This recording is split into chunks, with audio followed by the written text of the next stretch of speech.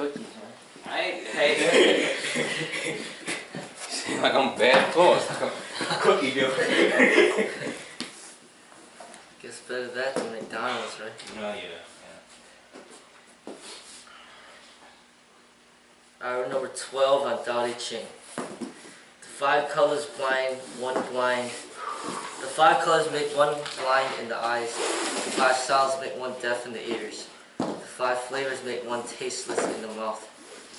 Racing and hunting make one wild in the heart. Goods that are difficult to acquire make one cause damage. Therefore the sages care for the stomach and not the eyes. That is why they discard the other and take this. The 5 colors, 5 sounds, and 5 flavors denote the vast array of sensory stimulations in the material world. Excessive indulgence in these stimulations leads to sensory overload, followed by fatigue, numbness, boredom, and apathy. This is more true than ever in today's world, with its virtually endless entertainment options.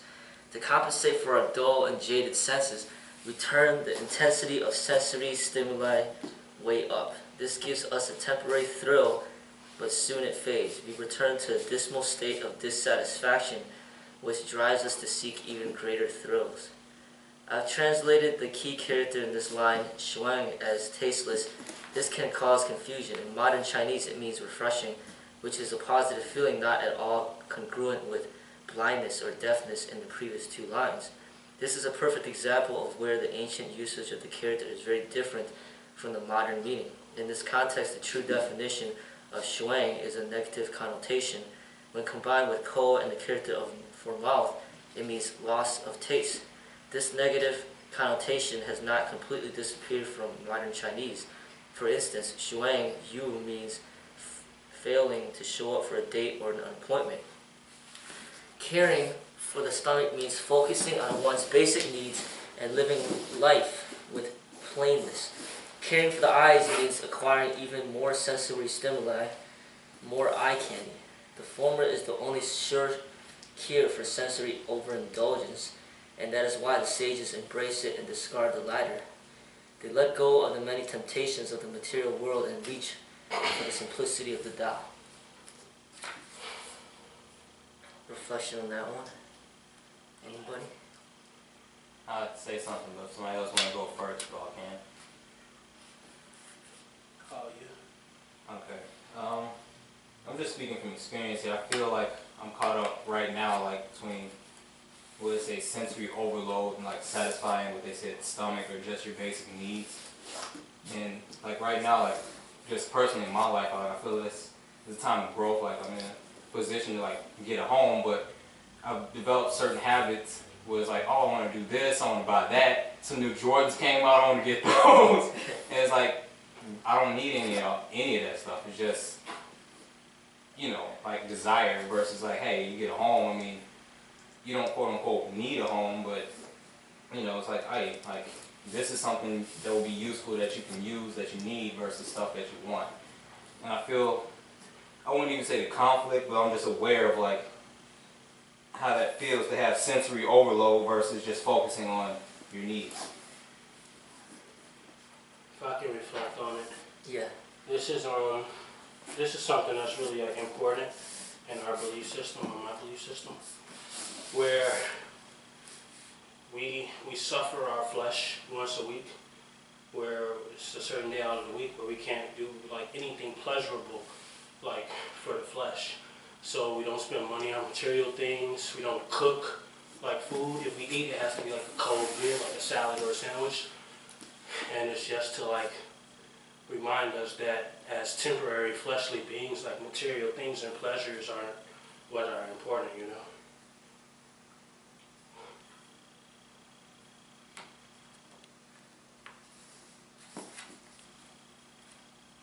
That's good.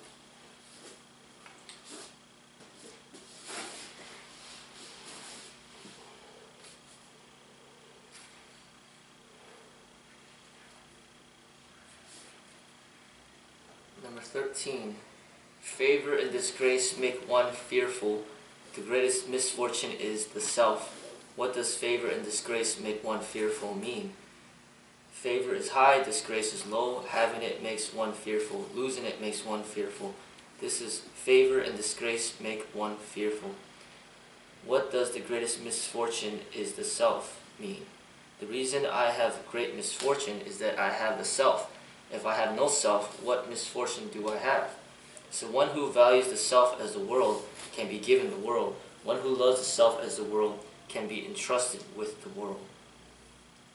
We may not wish to admit it, but most of us care very much what other people think. We fret over positive opinions as well as negative ones. It isn't just the prospect of being ridiculed that makes us anxious. We also feel anxiety over not receiving accolades that we feel we deserve. It cuts both ways. Self refers to the ego, which we can see is at the heart of the issue. An inflated sense of self-importance causes us to become attached to the praise and approval of our peers. It also causes us to fear disapproval and rejection. This is why Lao Tzu sees it as the leading source of adversity and trouble, the greatest misfortune. This is the recipe for managing the ego. Note that Lao Tzu does not advocate that we should be completely without ego or that we should eliminate it. We need at least a moderate sense of self to function in society. Therefore, it's perfectly fine to value and love the ego as long as we don't focus so much on ourselves that we neglect the world. As Tao cultivators, we love and value the world. Our caution against the sensory stimuli of the material world does not make us distant or uncaring. We can be joyously involved with the world and yet totally unaffected by its temptations and distractions. Reflection on that one. I like to go, but if somebody else wants to speak. Go ahead. Ironically enough, where it talks about favor and disgrace, and like, the ego's attachment to one or the other, or to both. It gets me to think like the mindset of an artist. Like, you have artists that make great art, like Picasso, for instance. And I don't know how Picasso was. I really don't know much about him, but you got some people like they live for the praise, and it just fuels them to get more and more like favor, but they can't handle the disgrace. Then you got somebody that's like, I think you were telling me about Van Gogh. Yeah. To where he was just making art really for himself. And, that's the other extreme where you can be extremely detached, where it's like, no, you can share this art with the world, but still, do it for yourself, like finding that balance. So, I see the implications, just how that can work in, like, daily life. Like, hey, are you doing something for yourself and you're part of the world, or are you doing it just for the world and, you're just getting a small part from it, or the part that you want is their opinion, meaning the world. It reminds me of a meditative point of view that I was studying yesterday. It's a practice where you repeat a phrase 12 times, and each time you repeat that phrase, you write down the first thought that comes to mind, and it changes towards the 12th time. But the initial phrase is, I am perfect exactly the way I am. Everything that happens is happening towards my ultimate good. I am loved, and I am love. So those three statements teaches one to be 100% content with present circumstances, while also sharing the perspective of a stranger or anyone else to ultimately become one with the present.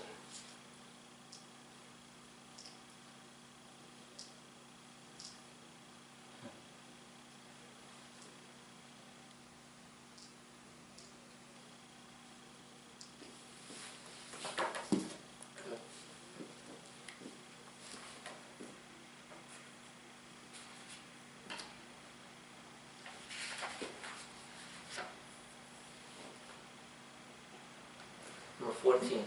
Look at it, it cannot be seen. It is called colorless. Listen to it, it cannot be heard. It is called noiseless. Reach for it, it cannot be held. It is called formless. These three cannot be completely unraveled. They are combined into one. Above it, not bright. Below it, not dark. Continuing endlessly cannot be named. It returns back into nothingness. Thus, it is called the form of the formless. the image of the imageless. This is called enigmatic. Confront it, its front cannot be seen. Follow it, its back cannot be seen. Wield the Tao of the ancients to manage the existence of today. One can know the ancient beginning. It is called the Tao axiom.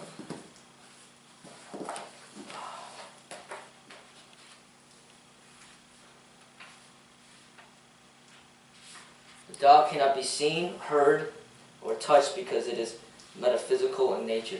Because it has no physical manifestations, it cannot be detected by any of our physical senses. This means the characteristics of being colorless, noiseless, and formless must all be true. None of them stands alone. Together they are essential to the concept of the Tao. Brightness and darkness only have meaning in something that can be seen, because the Tao is invisible. It cannot be either bright or dark. Although the Tao is immaterial, it gives all material things solid reality. Thus the world we observe is the visible image of the imageless Tao. Similarly, all the things we can touch and hold are the tangible manifestations of the formless Tao. The Tao is infinite in extent, not only in itself but also in its functions. It has no beginning and no end, so we cannot see its front or back. Concepts like front and back simply do not apply to something so utterly beyond limits. This sounds like Lao Tzu is talking about us. We are indeed wielding the ancient Tao to manage modern life and discovering that it works very well indeed. The sun rises today just as it did thousands of years ago. Similarly, the Tao holds true for us just as it held true for the ancients. We can even say that the Tao works better now than it did long ago because we don't have to reinvent the wheel. We can take advantage of the work that ancient sages have done to advance our understanding. We can see farther because we have the good fortune of standing on the shoulders of giants. Reflection.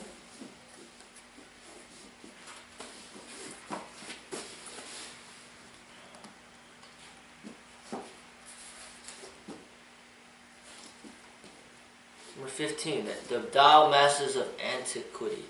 Subtle wonders through mystery. Depths that cannot be discerned. Because one cannot discern them, therefore one is forced to describe their appearance.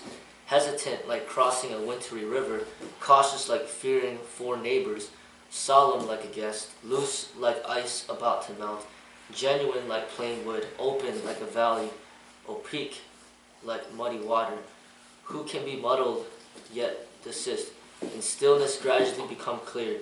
Who can be sunray yet persist? In motion gradually come alive.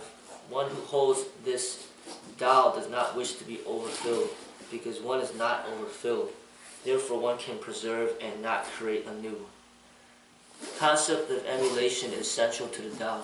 The ancient masters recognized that they did not understand the Tao completely, but that they could learn from it by emulating nature.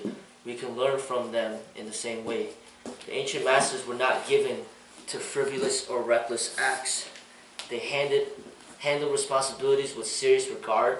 They resolved issues by carefully considering all sides without jumping to conclusions. The masters were careful but not uptight. They went about their activities with a certain looseness which took nothing away from their concern for others and for doing a good job. They could be relaxed without being lax and thus achieve excellence effortlessly. They could be unattached without being uncaring and thus focus on the process instead of the end result.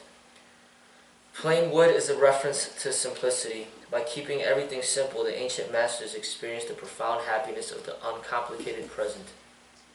The ancient sages were known for their openness. They gladly considered new ideas without dismissing anything out of hand. They treated everyone, even difficult people, with infinite patience.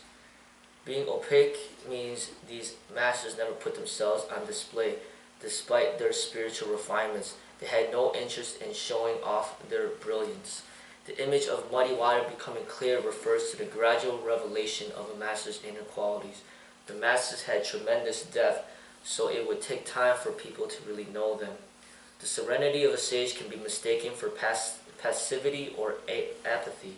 It may be difficult for people to understand how anyone can embody tranquility and dynamicism simultaneously. The ancient masters were therefore never full of themselves. Like them, we can cultivate quietly, preserving a sense of calmness without drawing attention to ourselves or creating a disturbance.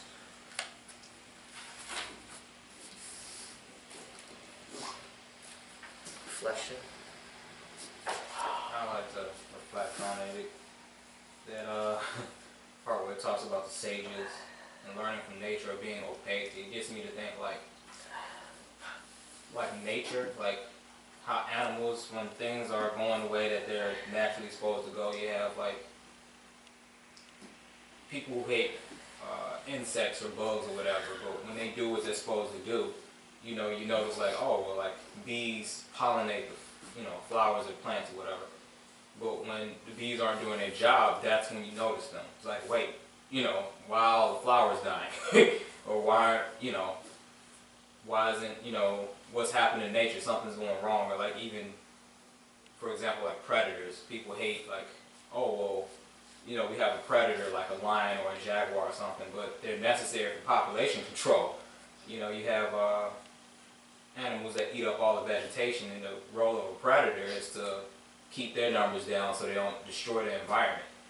So in a way, I hear, or I'm saying like from that passage, like the role of a sage is to be involved in the community without being like, oh, well, I'm the person making this go. They don't even think like it. They just do their part, and everything flows with it. To where you don't even know who they are or what they do.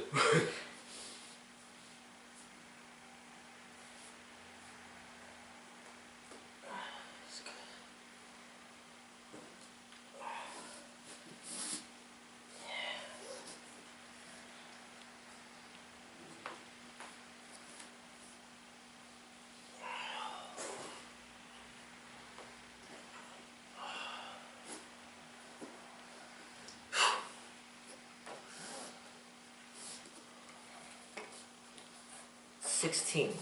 Attain the ultimate emptiness. Hold on to the truest tranquility. The myriad things are all active. I therefore watch their return. Everything flourishes. Each returns to its roots. Returning to the root is called tranquility. Tranquility is called returning to one's nature. Returning to one's nature is called constancy. Knowing constancy is called clarity. Not knowing constancy, one recklessly causes trouble. Knowing constancy is acceptance. Acceptance is impartiality. Impartiality is sovereign. Sovereign is heaven. Heaven is Tao. Tao is eternal. The self is no more without danger. Everything in nature exhibits a cyclic pattern. The changing seasons, the tides, the sun, the moon, all living things flourish and eventually return to the origin and the recurrent cycles of life. When we quiet the internal chatter and bear silent witness to the miraculous natural processes at work, we strengthen our connection with the empty, yet incredibly prolific creativity of the Tao. This is a precise description of what happens when we feel our essential oneness with nature. In that oneness, we find the gift of tranquility. We discover that nature is not merely all around us, but also inside of us. Human nature is but a microcosm of the greater nature. The realization of this constant, unchanging principle brings us spiritual clarity. This clarity cannot be described in words and must be experienced firsthand. Tao cultivators accept reality as it is, rather than as they wish it to be. The troubles we encounter in life and the pain associated with them are caused by the disparity between our expectations and the way things are. The more stubbornly we refuse to accept, the more we suffer. To be sovereign is to possess authentic power, not power over other people, but power over oneself. It is the profound realization that we are ultimately responsible for creating our own reality. We have the ultimate authority over our own destiny. Our sacred task in life is to learn how to exercise this sovereign power wisely. Reflection.